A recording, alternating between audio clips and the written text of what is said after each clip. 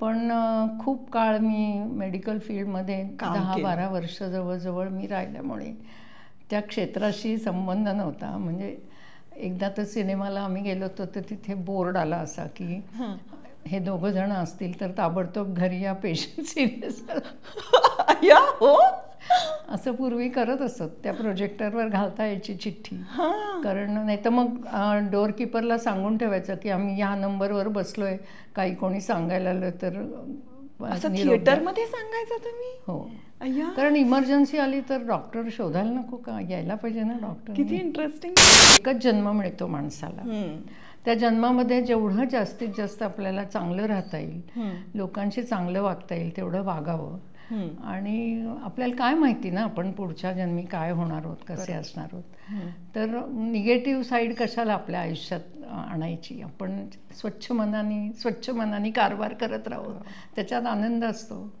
काळामध्ये मला स्मिता तळवलकर माझी मैत्रीण आपल्या शाळेची, त्यामुळे तिचा एक दिवस धाड ती फोन म्हणजे तुला कसा करायचं माहिती ना, आरडाओरडाच फोनवर. पण काय करतेस तू. आणि मला नाहीच फोन, डॉक्टरांना फोन आला की अरे तू तिला का आता घरात ठेवलीस, आता माझ्याकडे पाठव तिला, मी तिला काम दिलेलं आहे आणि ते ती करणार आहे, तू काही कर घराचं, असं त्यांनी सांगून. राऊत सिरियलमध्ये मी पहिल्यांदा काम केलं. बरं, तेव्हा तुमचं वय काय होतं? तेव्हा माझं वय असेल जवळजवळ 40ला. 1992 साली मला डॉक्टर मोहन आगाशांनी असं विचारलं की आम्ही मुलांसाठी नाटकं करतो ग्रिप्स ह्या संकल्पनेची, तर त्याच्यात तू काम करशील का, कारण आता तू त्या एजमध्ये आली आहेस आईच्या आणि आता तू करतेस बाहेर काम, त्यामुळे तुला करशील का. 10वीच्या परीक्षा झाल्या की मुलं आमच्याकडे आपोआपच येतात की आता आम्ही मोठे झालोय, आम्हाला आता काम करायचं आहे. आणि मग त्यांना ग्रूम करतो आम्ही ते, कारण वय मोठं झालेलं असतं पण मन लहान कसं ठेवता येईल हे त्यांना आम्ही शिकवतो. तो इनोसन्स शिकवतो की तो इनोसन्स समोरच्या मुलांना कळतो. ते समजत नाहीत मग हा आपला दादा आहे, त्यांना नाही असं वाटत, त्यांना वाटतं आपल्याबरोबरचाच कोणतरी मुलगा आहे. नमस्कार, मी स्मिता शेवाळे. बर्वा स्किन थेरपी प्रस्तुत 4ची कॉफी स्मिता बरोबर या नवरात्र स्पेशल गप्पा सत्रामध्ये तुमच्या सगळ्यांचं अगदी मनापासून स्वागत आहे. आजच्या एपिसोडमध्ये आपल्याला भेटायला शुभांगी दामले आल्या होत्या. पुण्यामध्ये जे सुदर्शन रंगमंच आहे, ज्योत्स्ना भोळे सभागृह आहे, हे सगळं चालवणाऱ्या या शुभांगी मावशी ज्या आहेत त्यांच्याशी एवढ्या गप्पा झाल्या. बरं, मी शुभांगी मावशी का म्हणते हे तुम्हाला संपूर्ण इंटरव्ह्यू बघितल्यानंतर कळेल, कारण शुभांगी मावशींबरोबरचं माझं असोसिएशन फार वेगळं होतं. पण या पॉडकास्टमध्ये मला गप्पा मारताना त्यांच्याबद्दल आणखीनही काही गोष्टी कळल्या. म्हणजे शुभांगी मावशींचं 40 नंतर करिअर सुरू झालं, पण त्याआधी त्या काय करत होत्या किंवा त्यांचा जन्म कुठला झाला, हे सगळं खूप इंटरेस्टिंग गोष्ट आहे आणि खूप मोटिवेशन देणारी सुद्धा आहे. तेव्हा मला गप्पा मारून खूप छान वाटलं आणि तुम्हाला सुद्धा हा पॉडकास्ट ऐकल्यानंतर खूप रिफ्रेशिंग वाटणार आहे. तेव्हा शेवटपर्यंत बघा.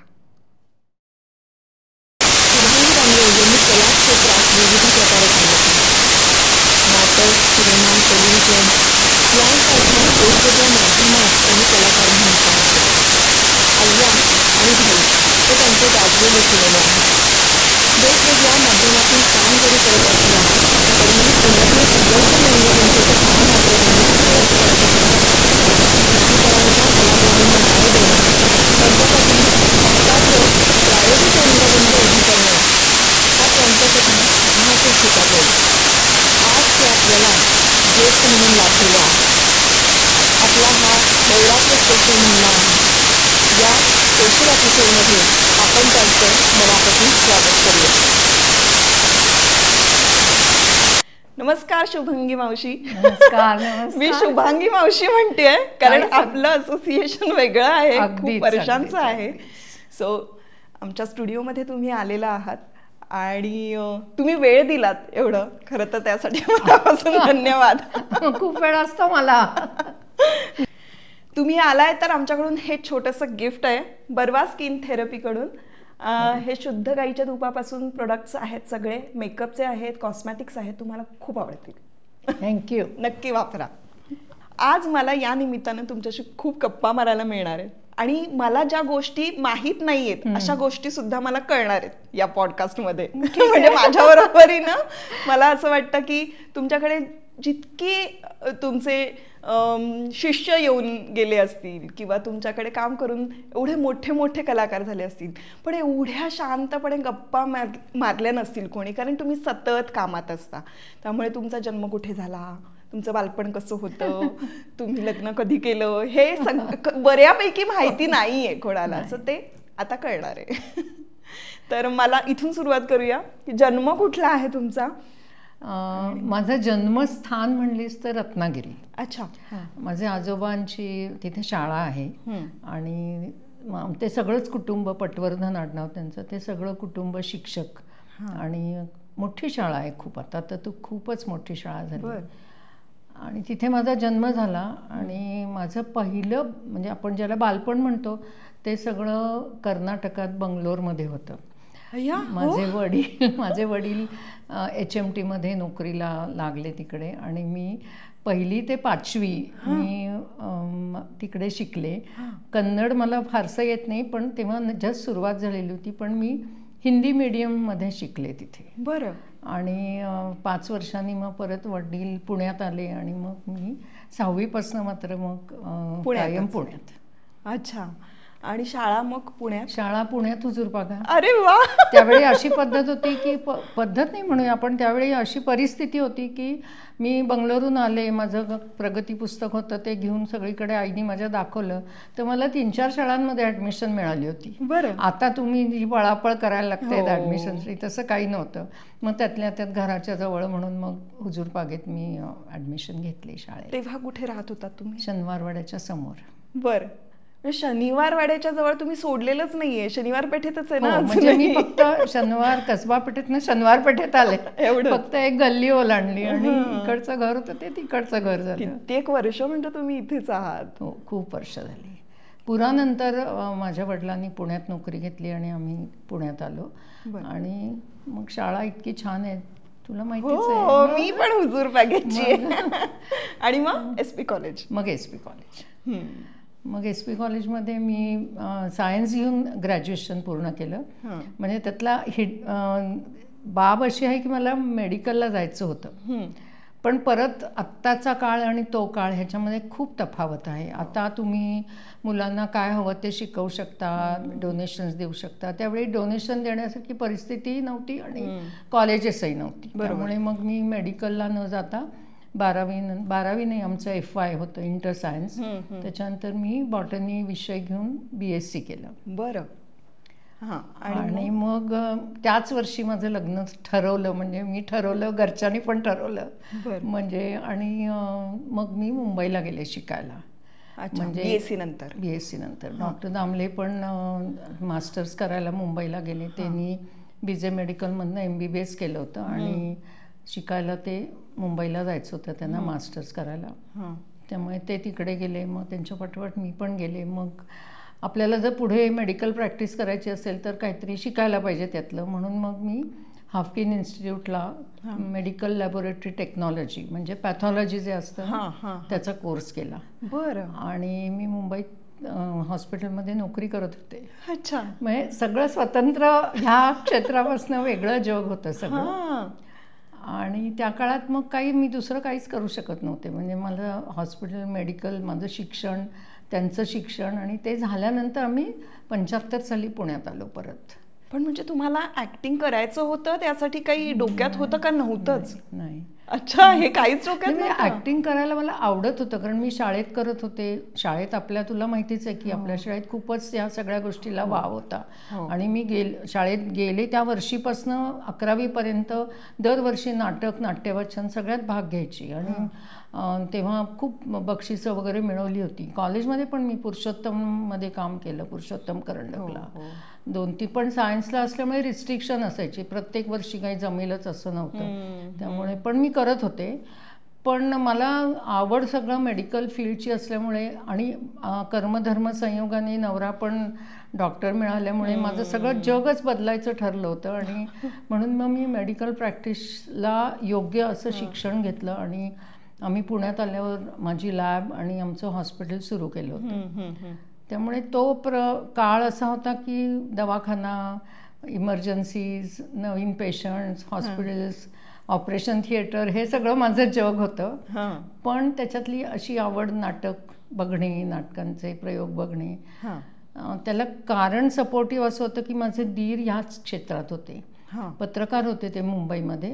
आणि सुधीर दामले, म्हणजे खूप लोकांना ते माहितीच आहेत, कारण नाट्यदर्पण नावाचं त्यांचं एक मासिक होतं आणि त्याच्यामध्ये डिवोटेड फॉर थिएटर ओनली. त्याचा दरवर्षी एक नाट्यदर्पण रजनी म्हणून कार्यक्रम असे. आणि पत्रकार या नात्याने आमच्याकडे सतत कलाकार सगळी मंडळी खूप येत असत. त्यामुळे मी मुंबईत असताना प्रचंड नाटकं बघितली. त्यामुळे नाटकात काम करायला आवडत होतं, हे जरी मागे असलं तरी नाटक बघण्याचं वेळ होतं ते मी सगळं बघत होते. जी लहानपणापासून माझ्या वडिलांनी मला खूप नाटकं दाखवली. आणि आता तर मला सगळं मोठं जगच मोठं होतं ते नाटकाचं, कारण गिरगावात मी राहत होतो. साहित्य संघात सकाळी संध्याकाळी कधी पाहिजे तेव्हा मी जाऊन नाटक बघू शकत होते. त्यामुळे ती आवड माझी जोपासली गेली होती नाटकाची.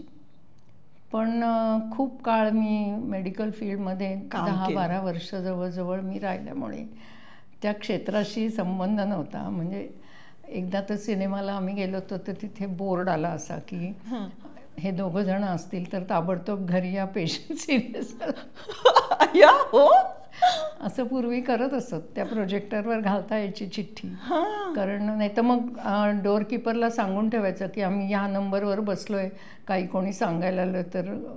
थिएटरमध्ये सांगायचं तुम्ही? हो, कारण इमर्जन्सी आली तर डॉक्टर शोधायला नको का, यायला पाहिजे ना डॉक्टर. किती इंटरेस्टिंग आहे. पण तो म्हणजे माझ्या आवडीचं क्षेत्र होतं ते, त्यामुळे आय एन्जॉयड अ लॉट. आणि मी डॉक्टर ही पदवी फक्त म्हणजे DR माझ्या मागे नव्हतं, पण मी सर्व काम करू शकत होते. म्हणजे ऑपरेशन थिएटर मॅनेजमेंटपासून ऑपरेशनला असिस्ट करण्यापर्यंत सगळं करत होते. आता तो काळ मागे पडलाय. आता मला स्वतःला इंजेक्शनची सुद्धा भीती वाटते. पण मला असं वाटतं तुमची पर्सनॅलिटी अशी आहे ना की तुम्ही मुळातच खूप अशा आनंदी असतात ना, की आनंदी आत्मा, तसं आहे तुमचं. तुम्ही कुठलंही काम करता तेवढंच मनापासून करता. इतकी वर्ष मी तुम्हाला पाहते, तुम्ही कास्टिंग केलेलं आहे, तुम्ही ॲक्टिंग करताय, तुम्ही सुदर्शन रंगमंच चालवता आहात आणि कित्येक कलाकारांना घडताना पाहिले आहे तुम्ही. रोज तुम्ही वेगवेगळ्या लोकांशी इंटरॅक्ट करता. असाच हसतमुख चेहरा आहे तुमचा गेले कित्येक वर्ष. बरोबर आहे, कारण मी असं स्वतःला समजते की एकच जन्म मिळतो माणसाला. त्या जन्मामध्ये जेवढं जास्तीत जास्त आपल्याला चांगलं राहता येईल, लोकांशी चांगलं वागता येईल तेवढं वागावं. आणि आपल्याला काय माहिती ना आपण पुढच्या जन्मी काय होणार आहोत, कसे असणार आहोत. तर निगेटिव्ह साईड कशाला आपल्या आयुष्यात आणायची. आपण स्वच्छ मनाने कारभार करत राहू, त्याच्यात आनंद असतो. त्यामुळे जमलं. आणि मला स्वतःला कुठलंही काम करताना त्याचं तुमचं जे 100% तुम्ही देऊ शकता ते देण्याची माझी पहिल्यापासूनची वृत्ती, इच्छा दोन्ही आहे. आणि त्यामुळे मला कुठलंही काम करताना कधी संकोच झाला नाही आणि कुठलंही काम करताना मी त्याला कॉम्प्रोमाइज कुठलंही केलं नाही. ते अगदी 100% तुम्ही केलं प्रत्येक काम. पण मग नाटक करायचंय बाबा, किंवा नाटकात काम करायचंय, सिनेमात काम करायचंय, सिरियल्स होत्या तेव्हा, म्हणजे मला असं वाटतं नंतर आल्या असतील सिरियल्स. पण ते काम करायचंय अशी ती कुठली वेळ आली की जेव्हा तुम्ही निर्णय घेतला की आता मी काम करायला सुरुवात करणार? खरं म्हणजे मी नाटक सुरू केलं ना, ते माझा मेडिकल फील्डशी संबंध आम्ही थांबवला जेव्हा. म्हणजे आम्ही हॉस्पिटल बंद केलं आणि प्रॅक्टिस बंद केली. त्याच्यानंतर मला राजाभाऊ नातू आमच्या कोपऱ्यावर राहायचे म्हणजे. तर मला ते म्हणले आता दवाखाना नाही आहे ना, काय करतेस घरात बसून, कर की नाटकात काम. म्हटलं राजाभाऊ 15 वर्ष मी केलेलं नाही, स्टेजवर गेलेलं निमित्त मी कसं करणार. ते म्हणले ते मी बघीन काय करायचं ते, तू हो म्हण फक्त. तर मी त्यांना म्हटलं हो. आणि मग मी कामगार कल्याण केंद्राची ज्या स्पर्धा असत त्याच्यामध्ये मी काम करायला लागले. आणि त्यावेळी कामगार कल्याण केंद्राच्या स्पर्धा अतिशय उत्तम होत असत. म्हणजे सगळी जुनी गाजलेली नाटकं तिथे यायची. आणि त्याच म्हणजे ती 4-5 नाटकं करताना माझी ओळख अमोल अनिल खोपकर, स्वरूप खोपकर, तो टेल्कोमध्ये नाटकं बसवायचा. त्याच्यानंतर किर्लोस्कर ब्रदर्स आणि कमिन्सची नाटकं उपेंद्र लिमये बसवायचा. अभय गोडसे बसवायचा. ह्या सगळ्यांशी माझा परिचय झाला. नाहीतर मला तशी ती नवीन मुलं होती सगळी, माझी फार काही गाठभेट नव्हती. पण त्या नाटकातनं काम करायला लागल्यावर आणि त्या नाटकांची मजा अशी असायची की स्पर्धा झाली की एखादा प्रयोग व्हायचा की थांबलं की लगेच पुढल्या वर्षी. त्यामुळे मी इतर वेळी रिकामी असायची. त्या काळात माझा एक वेगळा व्यवसाय होता. तो मी आता सांगितलं तर तुला गंमत वाटेल. आणखीन एक वेगळा व्यवसाय होता. हां, म्हणजे असं झालं की हॉस्पिटल बंद केल्यावर मी फ्री होते खूप. आणि आमचा जुना वाडा पाडून आम्ही तिथे नवीन बिल्डिंग बांधली, कारण जुनं झालं होतं घर म्हणून. तर परत हॉस्पिटल चालू करायचं असं ठरवलं होतं की होतं तेच आता नवीन करायचं. पण आमच्या काही डॉक्टर मित्रांनी आम्हाला सल्ले दिले, शहाण्या असाल तर परत हॉस्पिटल काढू नका. का बरं? का तर त्यावेळी कॉर्पोरेट हॉस्पिटल्सचा जमाना यायला लागला होता. अंडर वन रूफ सगळ्यांना हवं असायचं. म्हणजे मी माझा एक्सरे पण तिथेच निघाला पाहिजे, माझं ब्लड पण तिथेच तपासलं गेलं, म्हणजे मला ॲडमिट पण तिथेच करायचं. मी नाही फिरणार जागोजागी. कव्हरेज, इंडस्ट्रीयल कव्हरेज पण खूप लोकांना मिळायला लागलं होतं. त्यामुळे मग आम्ही ते हॉस्पिटल बंद केलं. पण घर मोठं होतं, ते बांधून मोठं झालेलं होतं. म्हणून मग आमचा पूर्वीचा एक व्यवसाय होता, माझ्या सासूबाई करत असेल केटरिंगचा. तर मी सुदर्शन, आमचं मंगल कार्यालय होतं त्याचं सुदर्शन हॉल असं करून जवळजवळ 7 ते 8 वर्ष मी कार्यालय चालवलं. अरे बापरे. आणि मी तुला गंमत सांगते की हॉस्पिटलमध्ये असताना काही डेथ झाली तर लोक फार चेहरा उतरवून जात असत. पण कार्यालयामध्ये कायम आनंदाने बाहेर जायचे, कारण चांगलं घडलेलं असायचं त्यांच्या आयुष्यात. आजही मला कित्येक लोक भेटतात आणि ते म्हणतात, अहो तुम्ही मला ओळखलं नाहीत का, माझं लग्न तुमच्या घराचं. तर असा तो एक छोटा मधला काळ माझा होता, जिची मला गरज होती. म्हणजे तो व्यवसाय करण्याची गरज अशी होती की घर बांधलं होतं मोठं, त्याचं लोन बिन होतं. आणि मग नाटका सिनेमातनं काही एवढे पैसे तेव्हा मिळणं शक्य नव्हतं, म्हणजे मिळत पण नव्हते तेव्हा. मग हे काम करून मी ते करून चालू ठेवलं होतं. पण ते काही काळांनी मी बंद केलं, म्हणजे चालवायला दिलं कार्यालय. आणि मग खऱ्या अर्थाने ठरवलं की आता आपण आपल्याला आवडीचं काम करू, कारण आता मला व्यवसाय कुठला घरासाठी करायचा नाहीये. म्हणजे आता लोन वगैरे सगळं भेटलेलं आहे आणि मुली पण माझ्या मोठ्या झाल्या होत्या, त्यामुळे आता मी करू शकत होते.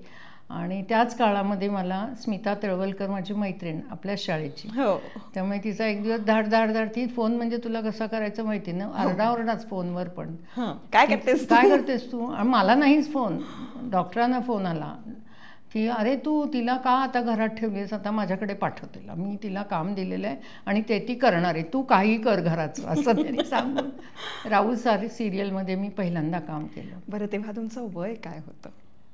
तेव्हा माझं वय असेल जवळजवळ 40ला. म्हणजे तुम्ही 40ला तुमच्या करिअरची सुरुवात केली? हो, म्हणजे म्हणजे नाटक, सिनेमा, सिरियल करायची असेल आपल्याला तर साधारण 40 माझी आलेली होती. आणि तेव्हा मी सुरुवात केली. पण तरीसुद्धा मला ना असं कधी ह्याच करिअरमध्ये मला काम करायचं आहे किंवा मी आता सगळं सोडून मुंबईला जाईन किंवा मला प्रोफेशनलच ॲक्ट्रेस व्हायचं आहे असं माझ्या मनात कधीच नव्हतं. मला स्वतःला असं खूप मुंबईला जाऊन राहावं आणि नाटक करावं. मला आलेल्या संधीसुद्धा मी खूप सोडल्या होत्या, कारण मी मुंबईत राहत होते तेव्हा मोहन वाघ होते, राजाराम शिंदे होते, कितीतरी नवीन नवीन नाटकं येत असत. खूप वर्षांनी मला मोहन वाघ भेटले तेव्हा म्हणले, तेव्हा विचारलं नाही, आता विचारताय की नाटकात काम देता का. पण ठीक आहे, मला रिग्रेट नाही त्याच्याबद्दल. पण म्हणून मग मी कमर्शियल असं नाही काम करायचं, पण आपल्या आवडीचं कोणी विचारलं तर करायचं. म्हणून मग मी राऊमध्ये काम केलं सुरुवातीला. आणि मग छोटे मोठं फिल्म इन्स्टिट्यूटचे डिप्लोमा फिल्म्स असायच्या, त्याच्यामध्ये मी काम करायची, कारण ते पुण्यात असायचं ना. हो बरोबर, त्यांच्या डॉक्युमेंटरीज व्हायच्या किंवा मग काही शॉर्ट फिल्म्स व्हायच्या. डिप्लोमा फिल्म्स पण त्यांच्या खूप छान असतात. अच्छा, खूप वेळा. बरं. त्यामुळे थर्ड इयरचे शेवटच्या वर्षाचे स्टुडंट्स असतात ना त्यांच्या, बरोबर. तर त्याच्यातनं आपल्याला शिकायला मिळायचं, कारण तेही शिकतच होते, मग आपणही त्याच्यामध्ये सामील व्हायचं. आणि मग पण छान, मला आवडायचं त्यांच्याबरोबर काम करायला, सगळ्या मुलांच्या बरोबर नवीन. आणि हे एक्सपेरिमेंटल तुम्ही खूप केलंय, तुम्हाला प्रयोग करायला खूप आवडतात. हो ना. हो, त्यामुळे मला एकच सतत असं 200 एपिसोडची सिरियल माझ्या आयुष्यात कधी मी करू शकणार नाही, कधीच नाही. त्यांनी सॅटिस्फॅक्शन मिळत नाही, ते पण नाही. आणि माझा पिंड नाही तो, म्हणजे मला ते मी म्हटलं तसं की मला प्रोफेशन म्हणून करायचं नव्हतं. पण त्या काळामध्ये मी राज्यनाट्य स्पर्धा करत होते. आणि आणखीन एक टर्निंग पॉईंट तेव्हा असा आला की 1992 साली मला डॉक्टर मोहन आगाशांनी असं विचारलं की आम्ही मुलांसाठी नाटकं करतो ग्रिप्स ह्या संकल्पनेची, तर त्याच्यात तू काम करशील का, कारण आता तू त्या एजमध्ये आली आहेस आईच्या आणि आता तू करतेस बाहेर काम, त्यामुळे तुला करशील का. तर मी म्हटलं हो करीन, आणि मला बघायचं आहे नाटक, म्हणून मग मी नको रे बाबा नावाचं नाटक बघायला गेले. ते मुलांच्या भावे स्कूलमध्ये ते पूर्वी एरिना सेटअपमध्ये करत असत. मध्ये नाटक करायचं आणि तिन्ही बाजूला प्रेक्षक बसतात, आणि अगदी कमीत कमी नेपथ्य, फक्त 4 लाईट्स, एक साऊंड सिस्टीम आणि काय टेबल खुर्ची वगैरे असं. पण ते नाटक इतकं वास्तववादी आणि इतकं सुंदर होतं की मला मोहच पडला की आपण त्याच्यात काम करायला मला नक्कीच आवडेल. आणि त्या संकल्पनेमध्ये मोठी मुलं, टीनेजर्स, लहान मुलांचं काम करतात. त्यामुळे माझा पहिला मुलगा होता परेश मोकाशी. परेश मोकाशी हा माझा पहिला मुलगा होता की जो नाटक करता करता माझ्या पदराला नाक तोंड सगळं पुसायचं. म्हणजे त्यामुळे त्या नाटकांचे मी खूप प्रयोग केले. आणि मग त्याच्या पाठोपाठ आलेल्या अनेक नाटकांमधनं मी काम केलं. अकॅडमीचं सुरुवातीला प्रोडक्शन्स होती ती, आम्ही घरचे राजे केलं, पहिलं पान नावाचं नाटक केलं. पहिलं पानमध्ये पण परेश होता, रसिका होती, आनंद इंगळे होता. म्हणजे ही सगळी मुलं जेव्हा साधारण मला असं वाटतं 17-18 वर्षाची असतील, कॉलेजमध्ये नुकती गेलेली, त्यामुळे त्यांना अजूनही एक बॉन्डिंग असं का नाही आपलं होतं तसं त्यांचं आणि माझं आहे. त्यामुळे फार मजा वाटते मला माझी मुलं खूप मोठी मोठी झालेली बघून. तो प्रवास माझा आजपर्यंत चालू आहे. कालांतराने अकॅडमीने ते सगळी ती यंत्रणा सोडली आणि मग ती महाराष्ट्र कल्चरल सेंटर ही ज्या ट्रस्टचं मी आज पण काम करते त्यांच्याकडे ती आली. मग श्रीरंग गोडबोले, विभावरी ही सगळी मंडळी पण मला जॉईन झाली. आणि मग आम्ही अनेक नवीन नाटकं आजपर्यंत करत आलो. फेस्टिवल्स केले दरवर्षी मुलांसाठी. यंदाच आम्ही 25वा फेस्टिवल केला. सातत्याने 25 वर्ष मी नाटकाचे फेस्टिवल मुलांसाठी मे महिन्यात करते. 10 ते 15 दिवस रोज नाटक. त्याच्या बाजूनी मुलांना खेळायला, मुलांना स्पर्धा, चित्र काढायला, त्या एरियामध्ये जे जे शक्य आहे ते सगळं मुलांसाठी करायचं. 1 तास मुलांनी आधी यावं, ती मज्जा करावी आणि मग नाटक बघून घरी जावं. पण आधी वर्कशॉप्स असतात त्याचे. हो, हे नाटक करायला मोठ्या मुलांनी लहान मुलांचं काम करायचं जे आहे ना, त्याच्यासाठी डेफिनेटली त्यांना ट्रेन करायला लागतं. त्यामुळे 10वीच्या परीक्षा झाल्या की मुलं आमच्याकडे आपोआपच येतात की आता आम्ही मोठे झालोय, आम्हाला आता काम करायचं आहे. आणि मग त्यांना ग्रूम करतो आम्ही ते, कारण वय मोठं झालेलं असतं पण मन लहान कसं ठेवता येईल हे त्यांना आम्ही शिकवतो. तो इनोसन्स शिकवतो की तो इनोसन्स समोरच्या मुलांना कळतो. ते समजत नाहीत मग हा आपला दादा आहे, त्यांना नाही असं वाटत. त्यांना वाटतं आपल्याबरोबरचाच कोणतरी मुलगा आहे, असं त्यांना ट्रेन केलं जातं. आणि ते ट्रेनिंग मी पण घेतलं जेव्हा मी काम केलं पहिलं, तेव्हा वर्कशॉप केला. कारण माझ्याबरोबर माझा मुलाचं काम करणारा मुलगा हा 20 वर्षाचा होता की जो मला 6 वर्षाचा 8 वर्षाचा वाटायला हवा होता. त्यामुळे त्याला डेफिनेटली तुम्हाला एक वर्कशॉप त्या दृष्टीने काम करण्यासाठी करावंच लागतं. हो ना. म्हणजे हे सगळं सुदर्शन रंगमंचमध्ये घडत असतं. पण जरा मागे जाऊन आपण बघूया की ही सुदर्शन रंगमंचाची स्थापना कशी झाली, किंवा सुदर्शन रंगमंच म्हणजे आता पुण्यात जे काम करतात कलाकार आणि प्रेक्षक त्यांना माहिती आहे, पण आपला हा जो प्रोग्राम आहे हा खूप ठिकाणी बघितला जातो, त्यामुळे त्यांनाही कळू देत की काय आहे सुदर्शन रंगमंच. महाराष्ट्र कल्चरल सेंटरचं काम मी थोडं आधीपासून पण करत होते, पण तेव्हा आमच्याकडे जागा नव्हती. आम्ही पहिलं राज्य नाट्य स्पर्धेसाठी नाटक केलं, बाबुळबन नावाचं, गिरीश जोशींनी लिहिलं होतं आणि मेधा फाटक आणि मिलिंद फाटक आता ही सिरियल्समध्ये काम करतो, तो त्याच्यात काम करायचा. आणि त्या नाटकाचं अतिशय सुंदर प्रयोग झाला आणि आम्हाला राज्य नाट्य स्पर्धेची सगळी बक्षिसं मिळाली त्याला. सगळी म्हणजे 12 बक्षिसं असतात, त्यातलं फक्त लेखनाचं बक्षीस मिळालं नाही, कारण ते इंग्रजी नाटकावरनं घेतलेलं होतं म्हणून. बाकी सगळी बक्षिसं मिळाली. आणि मग असं वाटायला लागलं की संस्थेचं काम आपण करायला, काहीतरी नवीन नवीन करायला पाहिजे. ते करत होतो आम्ही. अनेक एकांकिका केल्या, त्याच्यात बक्षिसं मिळाली. ही सगळी जी नवीन मुलं आहेत, म्हणजे रसिका होती, विवेक बेळे होता, मिलिंद फाटक होता, गिरीश जोशी, राजेश देशमुख, ही सगळी मंडळी तेव्हाही माझ्याबरोबर काम करत होती नाटकातनं आणि अजूनही आहेत. तर त्या काळामध्ये असं वाटायला लागलं की ही प्रायोगिक नाटकं होती थोडक्यात. म्हणजे अशा एकांकिका आपण कुठल्या थिएटरला जाऊन करणार, आपण बालगंधर्वला करू शकत नाही. यशवंतराव पण तेव्हा सुरू झालेलं होतं, भरत होतं, पण ते फक्त स्पर्धांना असायचं. मग ह्या एकांकिकांचे प्रयोग सातत्याने करायचे असतील तर आपण काय करू शकतो. तर त्याच काळामध्ये आमचं कार्यालयाची जी जागा होती ती आमची त्या केटरर सोडणार होता. आणि कारण मोठ्या कार्यालयांचा जमाना आला होता, जे हॉस्पिटलच्या बाबतीत झालं तसंच की 12-12 वर्षांनी माणसांच्या काय म्हणूया संकल्पना बदलतात आणि त्यामुळे त्याप्रमाणे तुम्हाला तुमच्या गोष्टी बदलाव्या लागतात. तर मग आमच्या सगळ्या संस्थेची जी लोकं होती त्यांनी असा विचार केला की मग आपण इथेच का नाही काहीतरी थिएटरसारखं सुरू करू. कारण माझ्याकडे ह्या सगळ्या नाटकांच्या तालमी सुदर्शनला चालत असत.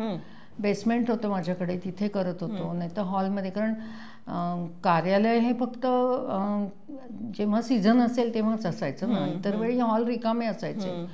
त्यामुळे आम्ही तिथे रिहर्सल करत होतो. त्यामुळे एक वळण होतं की सुदर्शनला काहीतरी असतं. तर मग आम्ही असं ठरवलं की आपणच ह्याच्यामध्ये चेंजेस करू आणि आपण एक छोटा रंगमंच उभारू की जिथे आपल्याला एकांकिका करता येतील, नाटकं करता येतील, अभिवाचनाचे कार्यक्रम करता येतील, जे काही काळ स्नेहसदनमध्ये चालू होते आणि ते बंद पडलं नंतर. तर हा सगळा विचार आल्यानंतर मग 2003 साली आम्ही 27 मार्च 2003ला आम्ही सुदर्शन रंगमंच तिथे सुरू केला. सत्यदेव दुबे, सुलभाताई देशपांडे सगळे उद्घाटनाला आले होते. सुरुवातीला धाकधूक होती की काय इथे चालेल का नाही, कोण येईल का नाही, शनिवारात कुठे येणार लोक. पण तेच मला असं वाटतं की तुम्ही खरं तर तिथे तुमची जेवढी जागा आहे त्या जागेवर तुम्ही थिएटर सुद्धा उभं करू शकला असता, पण तुमचा चॉईस हा का होता? माझा चॉईस हा होता कारण कमर्शियल थिएटर्स, प्रोफेशनल नाटक करणारे खूप थिएटर्स आहेत पुण्यामध्ये. आता तर कॉर्पोरेशनने आणखीन 7-8 थिएटर्स बांधली आहेत जागोजागी, पण किती माणसं जातात त्याच्यामध्ये, कुठे आहेत. आणि तुम्हाला एक्सपेरिमेंटल थिएटर करायचं असेल तर तुम्हाला ज्याला आपण समीप रंगमंच म्हणू, तो समीप रंगमंच कुठेच नाही मिळत. बालगंधर्वच्या स्टेजवर तुम्ही नाटक करत असाल तर साधारण 20 फुटावर पहिला प्रेक्षक असतो आणि इथे 20 फूटच मुळी जागा असते, त्यामुळे पहिला प्रेक्षक तुमच्या समोर असतो.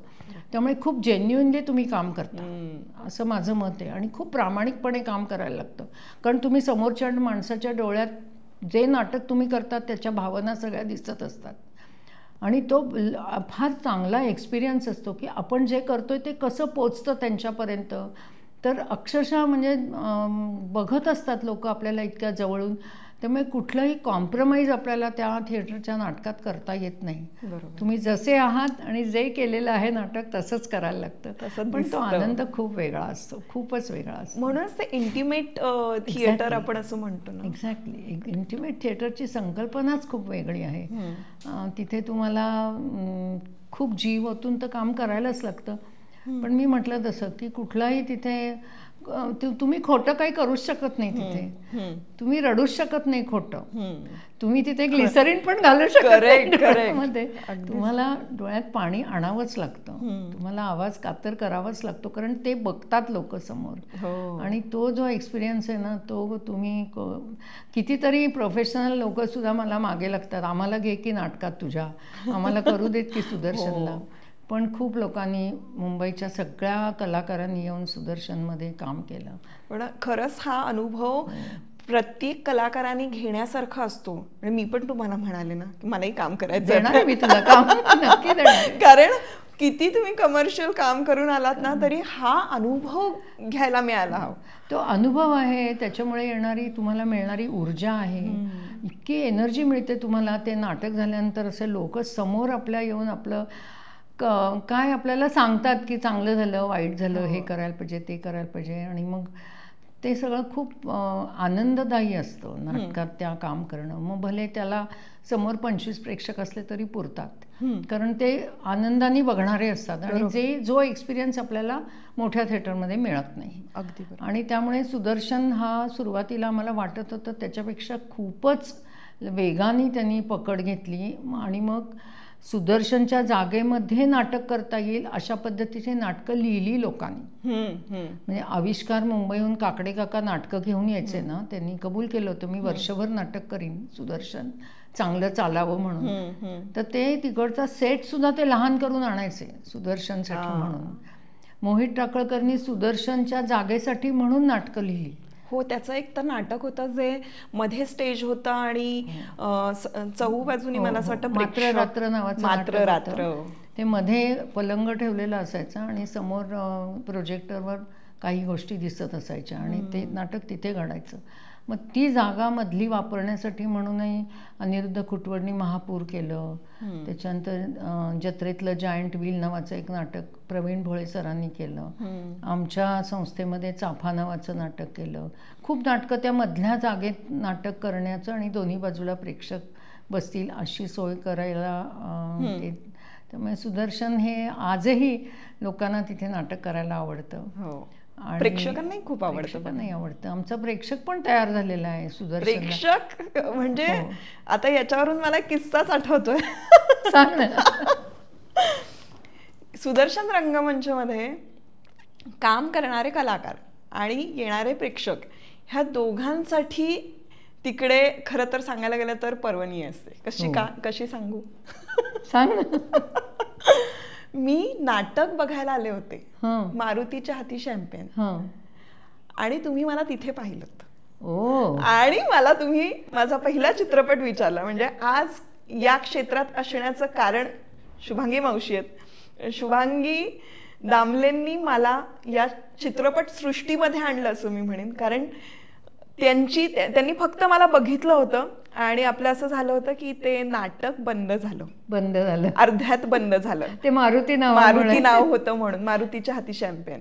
आणि म्हणून आपण फराज खाना पोलीस चौकीत आपण गेलो आणि तिथे मी आले होते आणि तुम्हाला असं झालं की तू नाटकातही काम करत नाही, तू काय करतेस इकडे. म्हटलं मी आली आहे कारण मी प्रेक्षक आहे म्हणून. आणि तेव्हा तुम्ही मला विचारलं मग तुला नाटकात काम करायचंय का. म्हटलं हो आवडेल मला. आणि दुसऱ्याच दिवशी तुम्ही नंबर माझा घेतला होता आणि फोन केला की रसिका जोशीला एक अशी मुलगी हवी आहे. मुलगी नाही, थांब जरा, ते मला सोडू देत पुढे असं नको बोलू.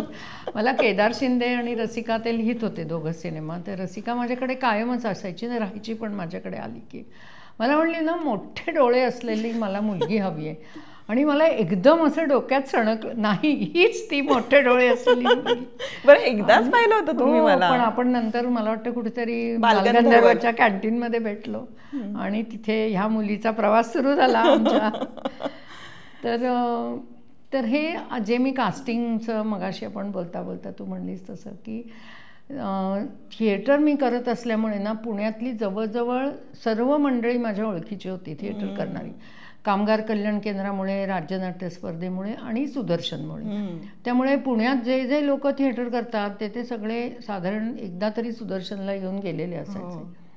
ह्या सगळ्या माझ्या कामावर लक्ष असलेली माझी मैत्रीण स्मिता तळवलकर, तिने मग मला विचारलं की तुला हे सगळे लोक माहिती आहेत, मी पेशवाई नावाची सिरियल करते, तर त्याच्यासाठी मी पुण्यात करणार आहे आणि मला कास्टिंग करायचं आहे, तर ते काम तूच कर. म्हणून तिने मला त्या सिरियलचं कास्टिंग डिरेक्टर म्हणून अपॉइंट केलं. मग ते करण्यासाठी मला ऑफिस हवं होतं, मला जागा हवी होती, कारण रोज नवीन लोक लागायची रोज.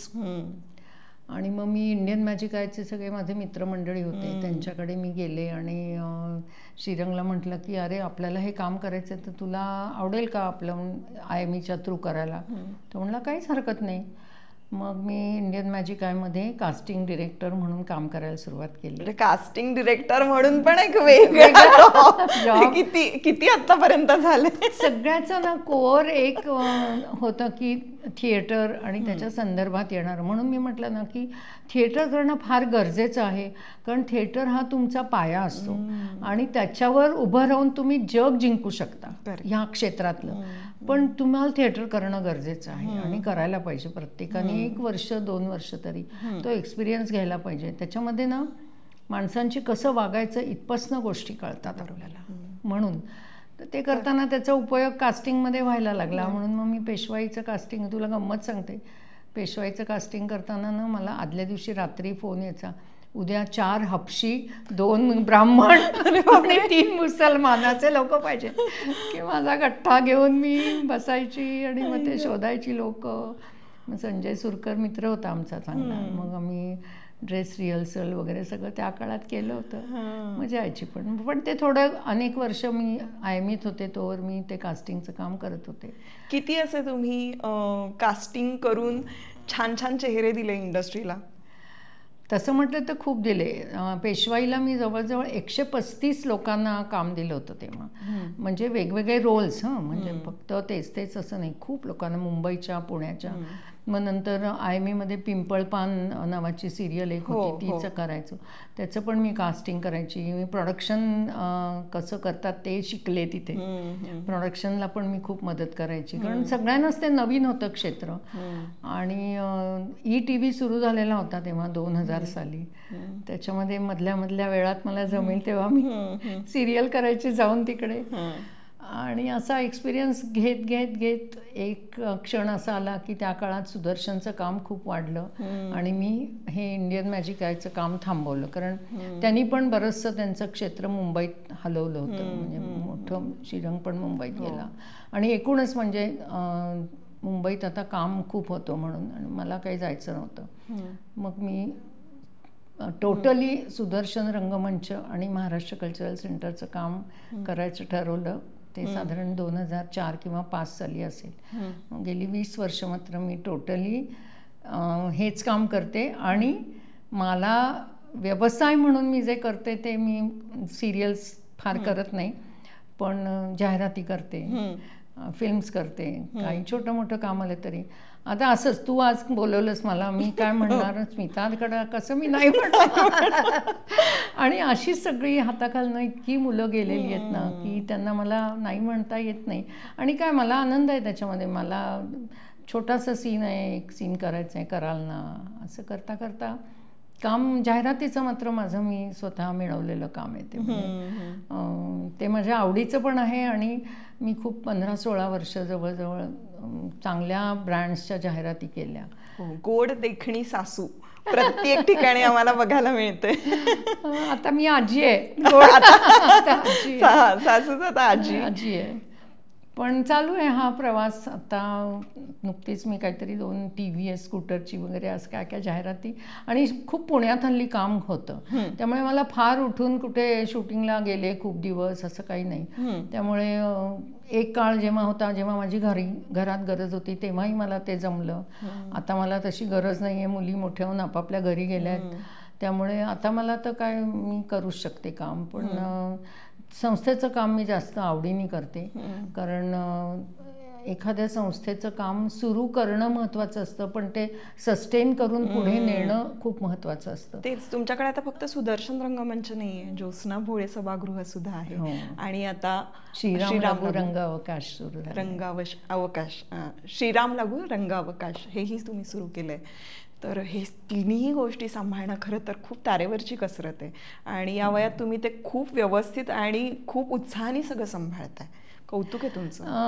नाही असं नाही. एकतर माझ्याबरोबर काम करणारी माणसं आहेत. मी तुला म्हटलं तसं की 92 साली जेव्हा मी काम करायला लागले महाराष्ट्र कल्चरल सेंटर, तर तीच माणसं अजून माझ्याबरोबर काम करतात. त्यामुळे आमचं इतकं छान बॉन्डिंग आहे की माझ्या मनात काय आहे हे त्या माणसाला कळतं, त्याला काय करायचं हे मला कळतं. त्यामुळे ही जी सगळी मंडळी आहेत, राजेश देशमुख आहे, विवेक बेळे आहे, किरण यज्ञोपवीत आहे, प्रमोद काळे आहेत, सुनीता नाही आता, पण ह्या सगळ्यांनी आम्ही 25 वर्ष एकत्र काम केल्यामुळे ना आम्हाला सगळे इन अँड आउट्स माहिती आहेत ह्या काम करण्याचे. त्यामुळे कोणी कुठलं काम करायचं हे इतकं ठरलेलं असतं आमचं, आणि त्यामुळे आम्हाला आवडतं आहे ते करायला. आणि जागा संस्थेची होती, काही पैसे होते, त्यामुळे आम्ही पहिल्यांदा ज्योत्स्नाबुळे सभागृह उभारलं. आणि आता तर आम्हाला डॉक्टर लागूंच्या मुलांनी त्यांच्या नावाने काहीतरी सुरू करण्यासाठी काही देणगी दिली आहे. त्याच्यामध्ये आम्ही हा श्रीराम लागू रंग अवकाश, ज्याला ब्लॅक बॉक्स म्हणता येईल, असं सुरू केलं आहे. आणि त्याचं वैशिष्ट्य असं आहे की ब्लॅक बॉक्स आहेत सगळीकडे, NCPAला पण आहे, पृथ्वीला पण आहे, पण आम्ही जे केलेलं आहे त्याच्यामध्ये सिटिंग अरेंजमेंट तुम्ही फ्लेक्झिबल देऊ शकता. म्हणजे कधी मध्ये नाटक करू शकता, कधी 3 बाजूला प्रेक्षक बसवू शकता, कधी प्रोसेनियम आपल्या स्टँडर्ड नाटकासारखं करू शकता. बरोबर. कुठलाही कोपरा तुम्ही त्यातला वापरू शकता.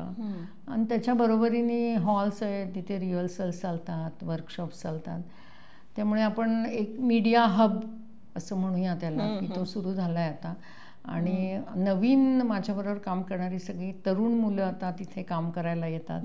त्यामुळे आता मला निवृत्त व्हायला काहीही गरज नाहीये तुम्हाला निवृत्त व्हायची, कारण मला माणसाने आपली पुढची पिढी तयार करावी आणि मग त्यातनं बाहेर पडावं असं मला वाटतं. आणि ते मी नाही, ते करतेच आहे मी, ते करायलाच पाहिजे प्रत्येकाने. नाही, कारण आपल्याला जा म्हणायचं वर कुठेही थांबू नये, हे खरं आहे. नाही, तुम्ही खूप छान करताय. आणि मुंबईमध्ये अशा प्रकारचे थिएटर्स होते, पण पुण्यात अशा थिएटर्सची गरज होती. ही संकल्पना आधी तुम्ही डोक्यात आणली, ती तुम्ही व्यवस्थितपणे राबवल्या, तिथल्या सगळ्या ज्या गोष्टी आहेत त्या इतक्या सुंदरपणे तुम्ही, मग ते तुमचे वर्कशॉप्स असू देत किंवा आता तिथे नाचाचे सुद्धा वर्ग भरतात, की लहान मुलांसाठी तुम्ही वेगवेगळ्या ॲक्टिव्हिटीज करतात, स्पर्धेंसाठी नेता, हे सगळ्या ॲक्टिव्हिटी खूप गरजेच्या होत्या पुण्यात. यातून किती कलाकार घडले. पण आता जे नवीन कलाकार होऊ पाहतायत, कलाकार होणं ही खरं तर खूप मोठी कॉन्सेप्ट आहे. आपण म्हणूया की या क्षेत्रात ज्यांना यायची इच्छा आहे,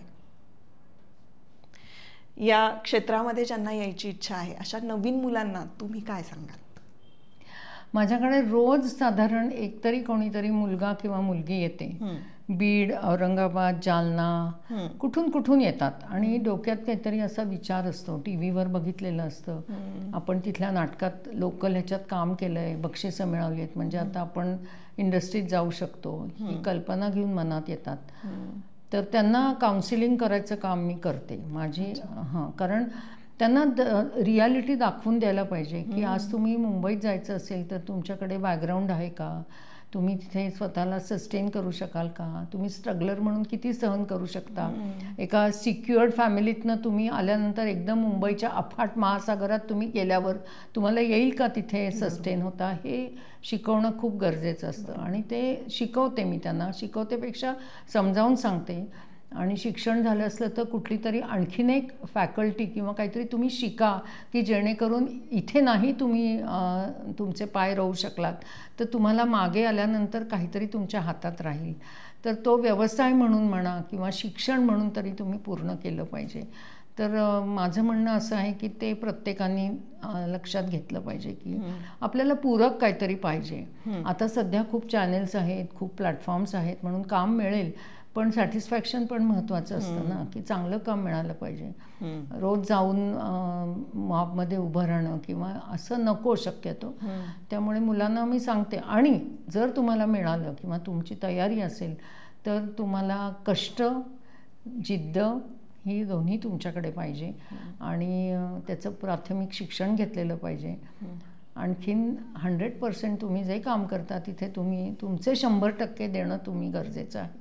तुम्ही मनापासून काम केलं तर नक्की तुम्हाला पुढची कामं मिळत राहतात. तुमचं वागणं, बोलणं, तुमचं त्या समाजामध्ये वावरणं, त्या इंडस्ट्रीमध्ये तुम्ही कसे वागता ह्याच्यावर पण खूप अवलंबून असतं. तुला त्याचा अनुभव आलाच असेल की आपण का चांगले असतोच, खरं म्हणजे प्रत्येक माणूसच असतो, समोरून आपल्याकडे कसा बघतो ह्याच्याविषयी जर विचार करून आपण आपलं वागणं ठेवलं ना तर काहीच प्रॉब्लेम येत नाही. आणि त्यामुळे नवीन मुलांना जायला काहीच हरकत नाही. उलट पालकांनी लहानपणापासून ग्रूम करावं. ज्यांना आवड असेल त्या मुलांना मोठं करताना त्यांना चांगलं वाचायला शिकवावं, त्यांना चांगले सिनेमे दाखवावे, चांगली नाटकं दाखवावीत आणि मग त्यांना मोठं करावं ह्या इंडस्ट्रीत जाण्यासाठी. पण मुलांनी पण हे जपलं पाहिजे की जिथे आपण काम करतो तिथे आनंदाने आणि तुमचे 100% तुम्ही त्या कामासाठी दिले पाहिजेत. आणि मग ही कमिटमेंट पण पाहिजे. कमिटमेंट पण तुम्ही शिकला पाहिजेत तिथे देताना. एखाद्या गोष्टीला तुम्ही हो म्हणल्यानंतर ते हो तुमचं पूर्ण झालं पाहिजे तिथे. तर ह्या सगळ्या गोष्टी आहेत आणि त्या मुलं हल्ली करतात. शहाणी असतात हल्लीची मुलं. पिढी हुशार आहे खूप. त्यामुळे आणि फोकस्ड आहे. त्यांना काय करायचं हे स्वतःचं माहीत असतं. त्यामुळे ते चांगलं काम करतात सगळी मुलं हल्ली. मला अजूनही आठवतंय तुम्ही मला खूप छान सांगितलं होतं. म्हणजे माझंही काउन्सिलिंग तुम्ही केलेलंच आहे. त्यामुळे मला खूप खूप त्याचा फायदा झाला आणि मी इतकी वर्ष सस्टेन करू शकले. काय होतं काही वेळेला ना एखादा शब्द एखादं वाक्य इतकं तुमच्या डोक्यात बसतं ना तसं तुमचं एक वाक्य माझ्या डोक्यात बसलं होतं. ते म्हणजे तुम्ही मला म्हणाला होतात की कुठलंही काम आलं ना की तू नाही हा शब्द वापरू नकोस, नाही म्हणू नकोस, नकार घंटा लावू नकोस. आणि ते मला अजूनही इतकं डोक्यात आहे की मला एखाद्या गोष्टीला नाही म्हणायचं आहे ना तर मी सांगते की नाही मी आत्ता करू म्हणजे मी आत्ता बिझी आहे, मी आत्ता वेगळं प्रोजेक्ट करते किंवा मी हे तुम्हाला कळवेन. अशा वेगवेगळ्या पद्धत पण मी नाही म्हणायचं नाही. आता काही वेळेला असं होतं की आपल्याला एखादं काम करायचं नसतं. माझ्या बाबतीत अजून सुद्धा मुंबईहून खूप फोन येतात की ऑडिशन पाठवा, अमुक तारीख आहे का तमुक तारीख आहे. काही वेळेला मला खरं दुसरं काम असतं तर मग मी त्यांना सांगते नाही मैं दुसरी शूटिंग पे म्हणजे डेट्स नाही आहे वगैरे असं. म्हणजे खरंच प्रत्येक एकदम फटकन नाही म्हणण्याचा दुष्परिणाम असतो तो. म्हणजे मला असं वाटतं ती नेगेटिव्हिटी ती जाते युनिव्हर्सकडे. बिलीव्ह केलं या गोष्टीवर. म्हणजे मी आत्ता सुद्धा पुण्यामध्ये आहे आणि डेली सोप नाही करायची मला. पण मला कोणी विचारलीच तर मी म्हणते की मी 3 वर्षांनंतर तुम्ही मला नक्की फोन करा, मी रेडी असणार आहे तेव्हा करायला. आत्ता मी फक्त सिनेमे करायचं ठरवलं. पण मी असं म्हणत नाही की मी नाही करणार. मला करायचं आहे पण जरा थोड्या दिवसांनी मी असं सांगू शकतो आपण. आणि विश्वास बसतो लोकांचा. तुम्ही प्रामाणिकपणे एखाद्याला उत्तर दिलत ना की त्यांचा विश्वास बसतो. आपण खोटं बोलायला गेलो ना की ते सगळं पार म्हणजे त्याचं आपल्यालाच कळतं की आपण चुकतोय काहीतरी. आपला चेहरा बोलतो नाही असं नाही आहे. करेक्ट. तर तसं नाही करू शक्य. सो तुम्ही काउन्सिलिंग उत्तमच करता, त्याबद्दल काही वादच नाही. आणि याची गरज आहे. जे तुम्ही आत्ता मुलांसाठी सुरू केलंय हे खूप अत्यंतिक गरजेचं होतं जे करताय. पण आता फ्युचर प्लॅन्स काय आहेत तुमचे? म्हणजे तुमच्या कामा रिलेटेड किंवा मग संस्थेच्या कामा रिलेटेड असे काय फ्युचर प्लॅन्स आहेत? माझ्या कामाच्या रिलेटेड म्हटलंच तर मी भाईसारखा सिनेमा केला आणि ज्याच्यामुळे मी सगळ्या जगभर लोकांना तो माहीत झाला. म्हणजे अय्या पण म्हणजे अय्याबरोबर तर राणी मुखर्जी होती. त्यामुळे खूपच मजा करायचो. तुम्ही होतात म्हणून मी तो सिनेमा बघायला गेलो. हो ना. पण भाईनी मला खूपच म्हणजे काय म्हणूया आपण जगभर प्रसिद्धी ज्या सिनेमामुळे मिळू शकते असा मला तो सिनेमा मिळाला. अचानकपणे मिळाला. मला काही कल्पना होती. महेश मांजरेकरांना मी चांगली ओळखत होते पण अचानक त्यांचा फोन आला की तुम्ही हे काम कराल का. माझा विश्वास बसत नव्हता म्हणून मी 10 मिनिटांनी फोन करते असं सांगून परत त्यांना फोन केला की नक्की तुम्ही असं म्हणताय का की सुनीताबाईंचं काम करायचं आहे. कारण माझी अपेक्षा पण नव्हती एवढं मला काम करायला मिळेल. पण समहाऊ मला ते काम खूप छान आवडलं. तर मी खूप काम करत नाही तुला माहिती आहे. मी असं काही ये जा वर्षाला 4 सिनेमे वगैरे असं म्हणत. पण असं मला चांगलं काम मिळालं तर मला अजूनही सिनेमा करायला आवडेल. जाहिराती मी करतेच आहे. एज वाईज आता मी आईची आजी झाली आहे त्यामुळे मी आता आजी हवीच आहे लोकांना. त्यामुळे मी करीन काही आलं तर. आणि संस्थेच्या बाबतीत म्हणशील तर आत्ता आम्ही आमचा स्पॅन वाढवला आहे कामाचा. म्हणजे आता आम्ही स्टँडअप कॉमेडी करायला सुरुवात केली आहे. तिथे स्पर्धा घेतो. आमची आत्ता श्रीराम लघु रंग अवकाशमध्ये आम्हाला ते नॅशनल लेवलला पोचवायचं आहे आता. आत्ता महाराष्ट्रात सगळ्यांना माहिती आहे. आता मुंबईची खूप नाटकं येतात पण सगळ्या भारतामध्ये पण त्याचं नाव झालं पाहिजे. आणि हे एक चांगलं थिएटर आहे जिथे तुम्हाला सर्व सुविधा मिळू शकतात, जिथे चांगले प्रेक्षक पण मिळू शकतात, असं लोकांच्यापर्यंत नॅशनल लेवलवर पोचायचं आहे. आणि ते टार्गेट आहे आमचं आणि आम्ही त्याच्यासाठी काम चालू केलेलं आहे. त्यामुळे आमचा मोठा डाटाबेस आम्ही गोळा केला आहे. येणारी सगळी माणसं, नवीन नवीन नाटकं येतात, त्यांना आणखीन जास्तीत जास्त लोकांच्यापर्यंत पोचून भारतभर आपलं पुण्याचं नाव झालं पाहिजे, एवढं नक्की आहे. तुम्ही विचार करताय म्हणजे होणारच आहे ते. आणि याचा सगळ्याचा फायदा नवीन कलाकारांना होणार आहे. सो खूप छान तुम्ही ठरवलेल्या काही गोष्टी आहेत. तुम्ही इतकी वर्ष इतकं छान आनंदाने काम करताय. तर हा सगळा तुमचा प्रवास ऐकून आय एम शुअर की जे कोणी आता म्हणजे तुमचे स्टुडंट्स असतील किंवा तुम्हाला ओळखत असतील त्यांनाही नव्यानं कळलेलं असेल की अच्छा हे सुरुवातीचं असं होतं. म्हणजे अगदी तुमचे मित्रमंडळी असेल त्यांना माहिती असेल, पण आमच्यासारख्या नवीन मुलांना माहित नाहीये हे. तर तुमच्याशी गप्पा मारून खूप मजा आली, खूप छान वाटलं. अगदी मनापासून धन्यवाद तुमचे. थँक्यू. आणि माझ्या पण काही जुन्या गोष्टींना उजाळा मिळाला. हो ना. पाचगणी आणि महाबळेश्वर मधलं शूटिंग. येस.